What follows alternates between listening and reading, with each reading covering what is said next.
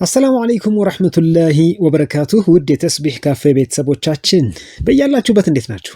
በዛሬው ዝግጅታችን ከዚህ ከተስቢህ ካፌ ስለ ውዱእ መሰረታዊ የሆኑ ነገሮችን እናነሳለን። የመረጃ ምንጫችን እስልምናና ተግባራቱ የተሰኘው በእስልምና መሰረታዊ መርሆችና የፊቅህ ጽንሰ ሐሳቦች ዙሪያ የተዘጋጀው መጽሐፍ ነው። የመጽሐፉ አዘጋጅ ሀጂ ሰዒድ ዩሱፍ መንሱር ናቸው። አላህ ኸይር ዘዛቸውን ይቀበላቸው። ዝግጅታችን ለሌሎች ለጓደኞቻችሁ ሼር አድርጋችሁ እንዲደርስ በማድረግ የምንዳው ተካፋይ መሆን ትችላላችሁ። ለእኛም አጋርነታችሁን አሳዩን። ሐሳብ አስተያየት፣ ጥቆማ ካላችሁ ደግሞ ከታች ባለው የኮሜንት መጻፊያ ላይ ጻፉልን። ዝግጅታችንን ላይክ አድርጋችሁ ጀምሩት። ስለ ውዱእ እንዲህ እናቀርባለን።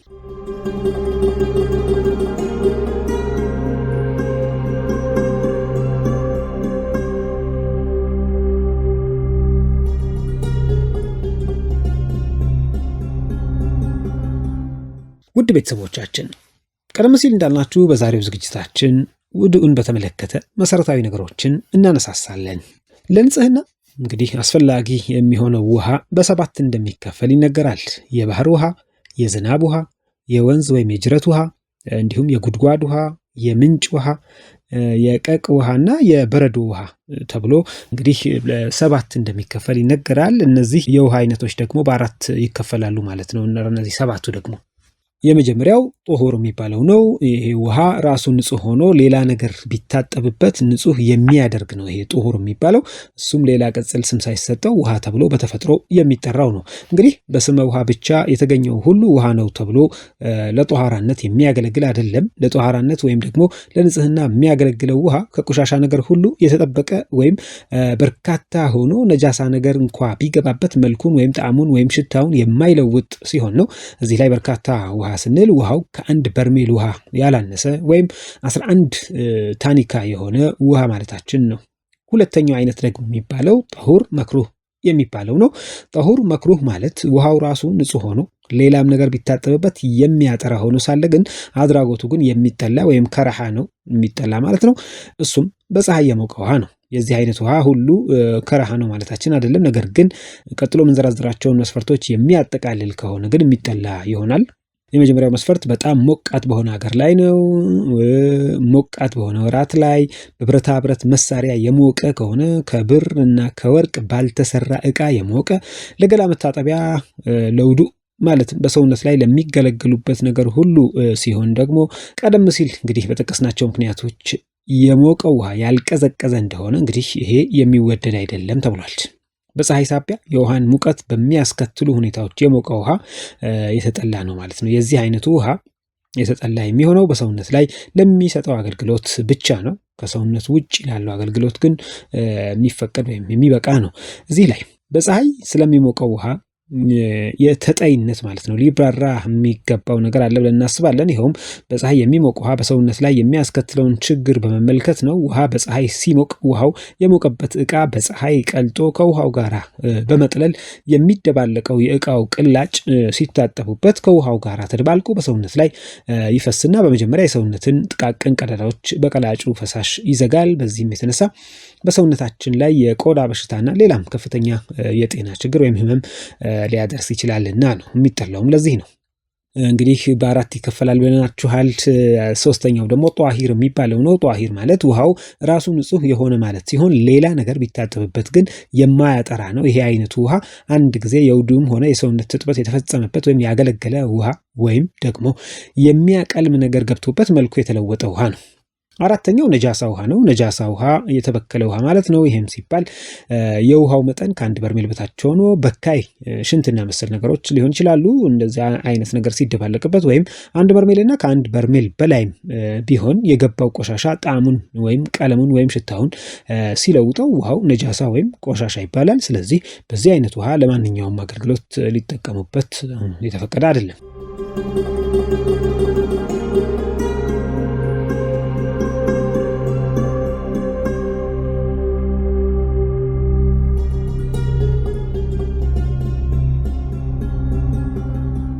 ውድ ቤተሰቦቻችን ስለ ውዱእ እናውራ። ውዱእ የተለያዩ የአካል ክፍሎችን ማጠብና ማጽዳት ሲሆን የእነዚህም የአካል ክፍሎች በተለይ አጸዳድቶ ለልዩ ልዩ ስራ ማዋል ያስፈልገበት ሁኔታ ለሚከተሉት ሃይማኖታዊ ተግባራቶች ነው። ለሰላት፣ ቅዱስ ቁርአንን ለመንካትም ሆነ ለመያዝ፣ ከዕባን ለመዞር ወይም ለጠዋፍና ለመሳሰሉት ተግባሮች ነው ውዱእ ያስፈልገው። የውዱእ አደራረግ 6 ህግጋት አሉት። ቀጥለን እንጠቅሳቸዋለን። አንደኛው ንያ ነው፣ ውዱእ አድርጋለሁ ብሎ ማሰብ። ሁለተኛው ገስሉል ወጅህ ይባላል፣ ፊትን ማጠብ ነው። ፊት በሚታጠብበት ጊዜ ከፀጉር ማብቂያው ጥቂት ጨምሮ እስከ ሸንጎበት ወይም እስከ አገጭ ወረድ እስካለበት ድረስ ይሆንና ከአንድ ጆሮ አንስቶ እስከ ሌላኛው ጆሮ ድረስ ያለውን የፊትን አካል በሙሉ አዳርሶ በፊት ላይ ያለውንም አይናርና የመሳሰሉትን ነገሮች አስወግዶ በሚገባ ማጠብ ነው። ስንቀጥል 2 እጆችን ከክንድ መታጠፊያው ጥቂት ጨመር አድርጎ ማጠብ ሲሆን ከዚሁ ጋራ በጥፍር ውስጥ በሚገኝ ቆሻሻን ማስወገድ፣ ለሴት ደግሞ የጥፍር ቀለምንም ጭምር አጥፍቶ ማጠብ። ባጭሩ የእጅ ክፍሎችን ውሃ እንዳይደርስ የሚከለክለን ማንኛውም ነገር ሁሉ አስወግደን ማጠብ ግዴታችን ነው ማለት ነው። ሲቀጥል መስሁል ረእስ ወይም ደግሞ ከራስ ክፍል ማለት የራስ ፀጉርን በሙሉ በውሃ ማበስ ወይም ውሃን ማስነካት ግዴታ ነው። ስንቀጥል ከቁርጭምጭሚት ጀምሮ ቁርጭምጭሚትም ጭምር ወደታች ያለውን የሰውነት ክፍል ማለትም 2ቱንም እግሮች በሚገባ ማጠብ ነው። እግሮች በሚታጠቡበት ጊዜ የተሰነጣጠቀ እግር የሆነ እንደሆነ እንግዲህ ስንጥቁ ጭምር በውሃ ተዳርሶ መታጠብ ይኖርበታል። በእግር ጥፍሮች ውስጥ ያሉትን ቆሻሻ አስወግዶ ማጠብ፣ እንዲሁም በሾህም ሆነ በሌላ ነገር የተወጋ እግር ከሆነ ደግሞ ሾሁን ነቅሎ እግሮቹን ማጠብ።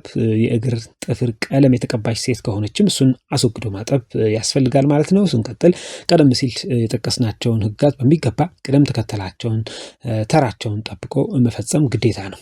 ከዚህ በተጨማሪም ደግሞ የውዱእ ሸርጥ ወይም ደንብ አለው። 14 አካባቢ ናቸው ሸርጦቹ። ውዱእ የሚያደርግ ሰው ሙስሊም መሆን አለበት፣ የመጀመሪያው ሸርጥ ነው። ሁለተኛው ውዱእ የሚያደርግ መጥፎውን ከደግ ለይቶ የሚያውቅ መሆን አለበት ማለት ነው። ሶስተኛው ውዱእ የሚደረግበት ፈሳሽ ነገር ከውሃ በስተቀር ቅጥል ስም የሌለው መሆን አለበት። ይህም ሲባል ውሃን በመሰለ ፈሳሽ ነገር ለምሳሌ በለስላሳ መጠጥ ሊሆን ይችላል ወዘተ፣ እንደዛ አይነት ባሉ ነገሮች ውዱእ ማድረግ አይቻልም። ራሱን የቻለ ንጹህ ውሃ መሆን አለበት። አራተኛው ውዱእ የሚያደርገው ሰው ውዱእ የሚያደርግበት ውሃ ንጽህናውን ካልተማመነና ጧሃራ ነው ወይስ ነጃሳ ነው ብሎ ከተጠራጠረ ውዱእ ከማድረጉ በፊት የውሃውን ንጽህና ወይም ጧሃራነቱን በሚገባ ማረጋገጥ ይኖርበታል። ውሃው የፈለገውን ይሁን በማለት ዝም ብሎ ውዱእ ሊያደርግበትም አይገባም። ውዱእ አድራጊው እየተጠራጠረ ውዱእ ያደረገበት ውሃ ሲታይ ንጹህ ወይም ጧሃራ እንኳ ሆኖ ቢገኝ ውዱእ በጥርጣሬ የተደረገ ስለሆነ እንግዲህ አይበቃም ማለት ነው ውዱእ ወይም ደግሞ ተቀባይነት አይኖረውም። 5ኛው ሸርጥ ውዱእ አድራጊው ሰው ውዱእ መፍታቱን በሚገባ ማረጋገጥ አለበት። ይህም ሲባል አንድ ሰው ውዱእ ፈታሁ አልፈታሁ እያለ ጥርጣሬ በተሞላበት መንፈስ ውዱእ ቢያደርግ ውዱእ አልተገኘም ማለት ነው። በሌላ አነጋገር ውዱእ መፍታቱን በውል ሳያረጋግጥ በጥርጣሬ የሚያደርገው ውዱእ ብቃት ወይም ተቀባይነት አይኖረውም ማለት ነው። ይሁንና የውዱእ ተጅዲድ ወይም ደግሞ አንድ ሰው ውዱእ ያለው መሆኑን በሚገባ እያወቀ የሰገደበትን ውዱእ ለማደስ አይችልም ማለት አይደለም። ውዱእ ማደስ ወይም መጀደድ ይቻላል። ስለዚህ እንዲህ ያለው ሁኔታ የሚያጋጥመው ሰው ቢኖር ከመጠራጠር ይልቅ አንድያውን ውዱእን በውል ፈቶ እንደ አዲስ ማድረግ ይኖርበታል።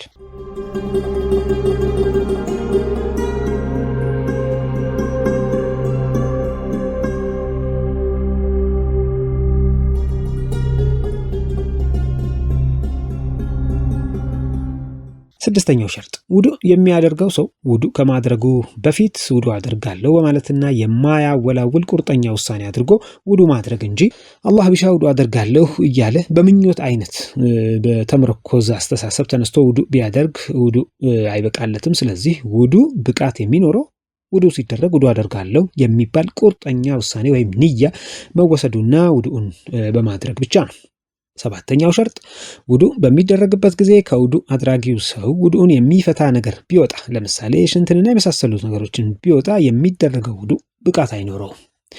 8ኛው ሸርጥ ውዱእ አድራጊው ሰው ውዱእ ለማድረግ ውሃ በሚደርስባቸው የአካል ክፍሎች ውሃው እንዳይደርስ የሚያደርጉ ነገሮች ካሉ፣ ለምሳሌ በጥፍር ውስጥ ቆሻሻ ካለ፣ ሴት ከሆነች ደግሞ በሴት የጥፍር ቀለም አይነት ወዘተ ወደ አካል የሚደርሰውን ውሃ ለመድረስ ካልቻለ ማለት ነው ውዱኡ ያው አልተደረገም ማለት ነው፣ ወይም አይበቃም፣ ወይም ደግሞ ውዱእ ተደረገ ማለትም አይቻልም። 9ኛው ሸርጥ ውዱእ አድራጊው ሰው ውዱእ ሲያደርግ የውዱእ አደራረግን ሁኔታ ቅደም ተከተሉን ሳያውቅ በዘፈቀደ ቢያደርግ ውዱኡ ብቁ ነው ለማለትም አይቻልም። 10ኛው ሸርጥ ውዱእ አድራጊው ሰው የእስልምናን ሃይማኖት ትምህርት ጠንቅቆ የሚያውቅ ከሆነ የውዱእ ፈርድና ሱና መለየትም ግዴታ ሆኖ ትምህርቱን ጠንቅቆ የማያውቅ ሰው ግን ሁሉንም ፈርድ ነው ብሎ ወይም ውዱእ ፈርድም ሱናም አለው ብሎ ውዱእ ካደረገ ውዱኡ ይበቃለታል ወይም ውዱኡ ብቁ ነው ማለት ነው። 11ኛው ሸርጥ ውዱ የሚያደርገው ውዱ በሚያደርግበት ጊዜ ንያውን ውዱ እያደረገ መሆኑን ማሰብ ማዘውተር አለበት።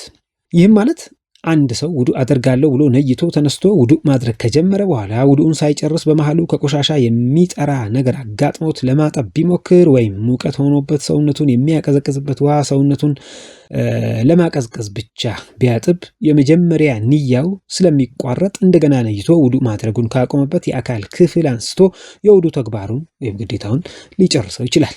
12ኛው ሸርጥ የውዱ ውሃ ውዱ በሚደረግባቸው የአካል ክፍሎች ላይ ሁሉ መፍሰስ አለበት። ይህም ሲባል የውዱን ውሃ ውዱ በሚደረግባቸው የአካል ክፍሎች ላይ በቂ ውሃ ሳይኖር ባለችው ውሃ በማበስ ወይም በማለቃለቅ ወይም ነካ አድርጎ ብቻ በማዳረስ ውዱ አደረግኩ ቢል ውዱው ተቀባይነት አይኖረውም።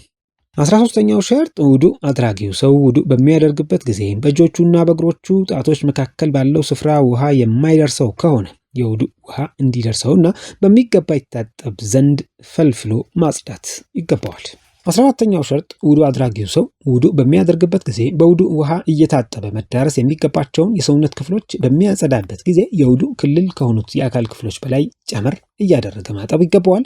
በሌላ አባባል ሰውየው ወይም ሴትየዋ ውዱ ለማድረግ መላ ፊታቸውን በሚታጠቡበት ጊዜ ከፊታቸው አካባቢ ቦታዎች ጨመር አድርገው መታጠብ ያስፈልጋል እንደማለት ነው። የውዱ አደራረግ ሁኔታ ወይም ደንቡ ይሄ ሲሆን ደንቡ በማንኛውም ሰው ላይ ጽኑ ግዴታ ነው። ከዚህ በተጨማሪ ውዱ አድራጊው ሰው ሽንት የማይቋረጥለት ከሆነ ወይም ሴትየዋ ሙስተሃዳ ማለትም የደም መውረድ በሽታ ያለባት ከሆነች የዚህ አይነት ዑዝር ወይም ችግር ያለባቸው ሰዎች ውዱ ለማድረግ የሚችሉት የሰላት ወቅት ከገባ በኋላ ነው። እንዲሁም የዚህ አይነት ችግር ያለባቸው ሰዎች ከውዱ በፊት ማስተናጀትና የሚፈሰውን ፈሳሽ የሚቆጣጠሩበት ዘዴ ሊኖራቸው ይገባል። ሆኖም በዚህ አይነት ቁጥጥር ለብዙ ጊዜ ሊቆዩ ስለማይችሉ ከቁጥጥሩ በኋላ ቶሎ ብለው ውዱ ማድረግና ወዲያውኑ ሰላቱን መስገድ አለባቸው።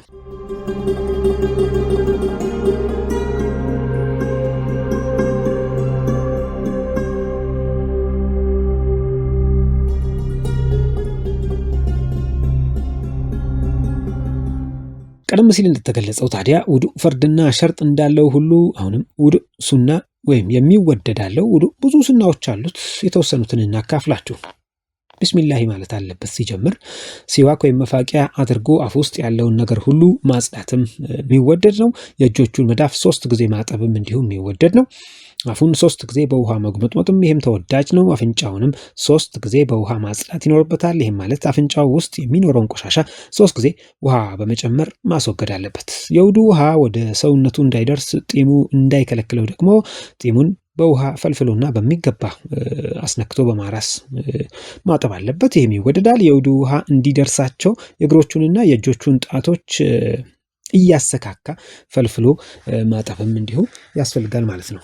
የሚታጠቡ አካሎች እንዲሁም የሚደረጉትን ዱዓዎች 3 ጊዜ ማድረግ ይገባል። ውዱ በሚደረግበት ጊዜ በቀኝ በኩል በቀኝ መጀመር ያስፈልጋል። ውዱ ሲደረግ የሚታጠበው ነገር ሁሉ መፈግፈግ በደንብ መታጠብ አለበት። ውዱ ሲደረግ አደራረጉ ላይ በቅድሚያ የታጠበው ሳይደርቅ ተከታዩን መተካትና በዚህ አይነት ሁኔታ የውዱ አደራረግ ስነ ስርዓትን ማብቃት አለበት። ይህም የሚሆነው የሰላቱ ወቅት ሰፊ የሆነ እንደሆነ ነው። አለበለዚያ ግን ውዱን ቶሎ ማድረግ ከሱናነት አልፎ ግዴታም የሚሆንበት ጊዜ ይሆናል። ሰላት እንዳያልፈን ዑዝር ያለው ሰው ማለትም ለምሳሌ ሽንቱ የማይቆምለት እንደዚሁ ውዱን በአፋጣኝ ማድረግም ግዴታ ይሆንበታል ማለት ነው። 2 ጆሮዎችን ማበስ፣ ፊቱን ሲያጥብ እንዲሁም እጁንና እግሩን ሲያጥብ ማጠቡ ከወጀበበት ወይም ግዴታ ከሆነበት አካባቢ ጨመር እያደረገ ማጠብ አስፈላጊ ነው። ውሃው እንዳይባክንም ደግሞ መቆጠብ አለበት። ውዱ የሚደረግበት ውሃ ውዱ በሚደረግበት ጊዜ ተረጭቶ ሰውነቱንም ሆነ ልብሱን እንዳይነካ መጠንቀቁም ሱና ነው። ውዱ ሲደረግ ወደ ቂብላ መዞርም ሱና ነው። ውዱ የሚደረግበት ራሱ ሰፊ ከሆነ አቀማመጡ ከቀኝ በኩል መሆን አለበት ይባላል። ነገር ግን ለምሳሌ እንደ ኢብሪቅና ጀበና ያለ ጠባብ እቃ ከሆነ ከበስተግራው ማድረግ ይችላል። መጀመሪያ ውዱ ለማድረግ መዳፎቹን በሚያጥብበት ጊዜ ሱነተል ውዱ መነየት አስፈላጊ ነው። ውዱን ሲጀምር አዑዙ ቢላሂ ሚነሽ ሸይጧኒር ረጂም ማለት አስፈላጊ ነው። ውዱ በሚደረግበት ጊዜ አስፈላጊ ካልሆነ በስተቀር ከንግግር መቆጠብም እንዲሁ ይወደዳል። ውዱ በሚደረግበት ጊዜ ውዱ ለማድረግ በሰው መታገዝ ወይም መረዳት አያስፈልግም። ይህም ማለት ውዱ አድራጊው ሌላ ሰው ውሃ ሳይጨምርለት በገዛ ራሱ መታጠብ አለበት ማለት ነው። ይህም ይወደዳል። ውዱ ከተደረገ በኋላ የውዱን ውሃ ለማድረቅ በፎጣ ወይም በሆነ ጨርቅ መጥረግም አይገባም። በተጨማሪም በፊትም ሆነ በሌላ የአካል ክፍሎች የሚገኘውን የውዱእ ውሃ እርጥበቱን በእጅ እየጠረጉም እንዲሁ አለመርጨትም እንዲሁ የሚወደድ ነው። ውዱእ አድርጎ ካበቃ በኋላ ከሚተርፈው ውሃ ላይ መጠጣትም ይወደዳል። ውዱእ በሚደረግበት ጊዜ ውሃ በተረጫጨበት ልብስ ላይ ተጨማሪ ውሃ ማፍሰስና ማበስ ይወደዳል። ውዱእ ሲደረግ በአይን አካባቢ የሚኖረውን አይናርና የመሳሰለውንም ለማስወገድ በውሃ ማበስ አስፈላጊ ነው። ውዱእ በሚደረግበት ጊዜ ፊቱን በውሃ ሳይረጩ ቀስ ብሎ አዳርሶ ማጠብም እንዲሁ ጥሩ ነው። ውዱእ ሲደረግ ጆሮን በውሃ ካበሱ በኋላ አንገትን በተመሳሳይ ሁኔታ አለመንካት፣ አለማበስ ይሄም ይወደዳል። በመጨረሻ ውዱእ ከተደረገ በኋላ የሚቀራውን ዱዓ ወይም ዚክር ማድረግ አስፈላጊ ነው ማለት ነው። እነዚህ እንግዲህ ቀደም ሲል የጠቀስናቸው ውዱእ ሲደረግ የሚወደዱ ነገሮችን ነው።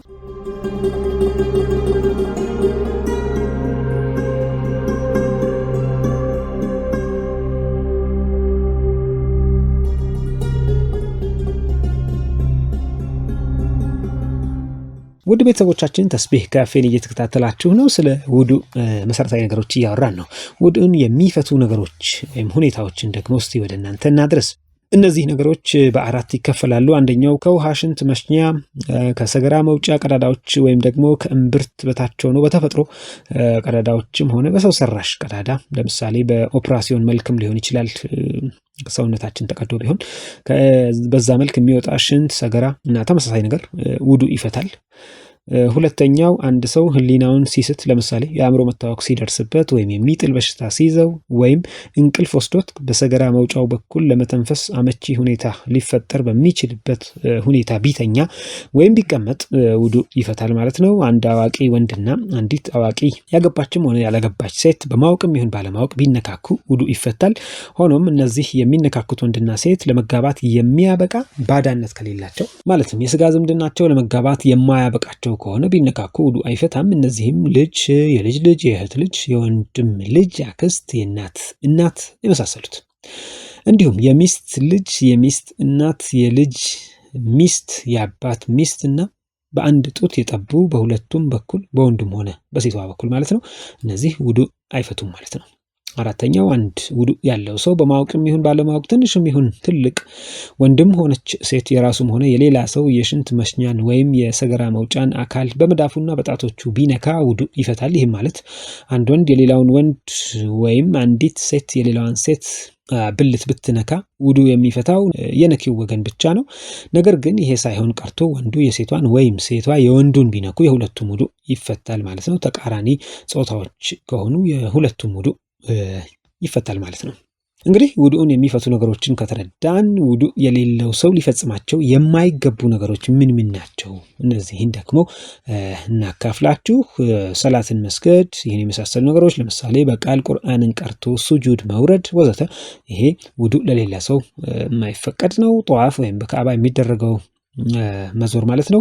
ጠዋፍ ማድረግም አይቻልም ውዱእ ከሌለ። የቁርአን ጽሑፍንም ሆነ ዳርዳሩን፣ ሽፋኑን፣ የተቀመጠበትን ሳጥን ማንጠልጠያ ወይም ቁርአን የተጻፈበትን ሰሌዳ መንካት ወይም መሸከም የማይችልም ውዱእ የሌለው ሰው። ይሁን እንጂ ምናልባት ቁርአኑ ጋራ የተቀመጠን ዕቃ ለማንሳት ቢፈልግ ዕቃውን ከቁርአኑ ጋራ ለማንሳት አይከለከልም። እንዲሁም ደግሞ የቁርአን ተፍሲር ወይም ትርጉሙ ከቁርአኑ ጽሑፍ ብልጫ ያለው ከሆነ መንካት ይችላል። ነገር ግን የቁርአን ቃል ከትርጉሙ ከበለጠ ወይም ቁርአኑ ብቻውን ካለ ትርጉም ከሆነ ወይም ቁርአኑን በእጅ ሳይነካ በሌላ መሳሪያ የቁርአኑን ገጾች እያዞሩ ቢመለከቱ ወይም ደግሞ ቢያነቡ ወይም ቁርአኑን በእጅ ሳይነኩ በመጻፊያ ብቻ ቢጽፉ ይሄም አይከለከልም።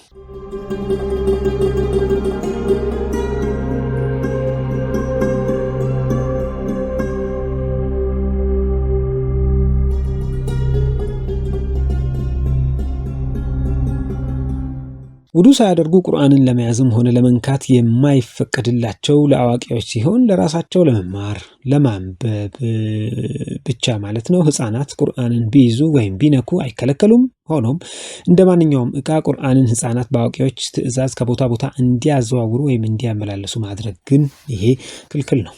አንድ ሰው ውዱእ ማድረጉን እያወቀ ውዱእን ፈታሁ አልፈታሁ እያለ ቢጠራጠር እንዳልፈታ ሆኖ ይቆጠርለታል።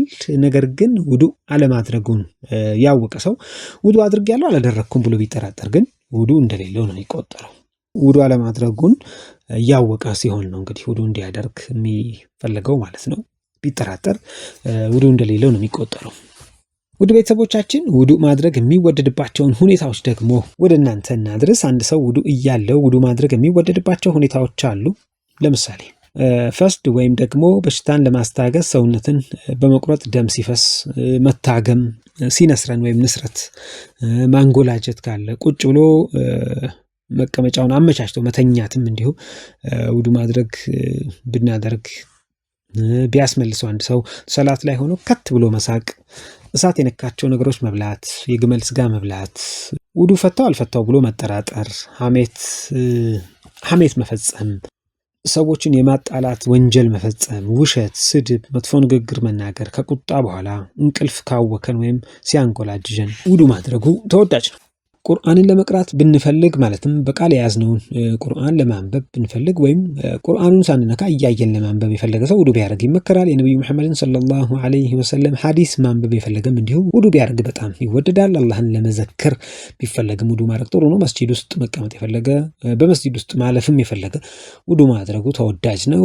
ዒልምን ወይም የሃይማኖት ትምህርትን ማጥናት የፈለገ የሃይማኖት መጽሐፍትን ለመያዝ የፈለገ ቀብርን ለመዘየር ወይም ለመጎብኘት የሚሄድ ሰው ውዱ ቢያደርግ ጥሩ ነው። የሞተን ሰው ለመሸከምም እንዲሁ ወይም ደግሞ የሞተን ሰው የነካ ሰው ውዱ ቢያደርግ ተወዳጅ ይሆናል የሚለውን ነው። እንግዲህ ውዱን በተመለከተ እጅግ ባጭሩ መሰረታዊ የሆኑ ነገሮችን እንድታውቋቸው ብለን ወደ እናንተ አደረሰን አበቃን።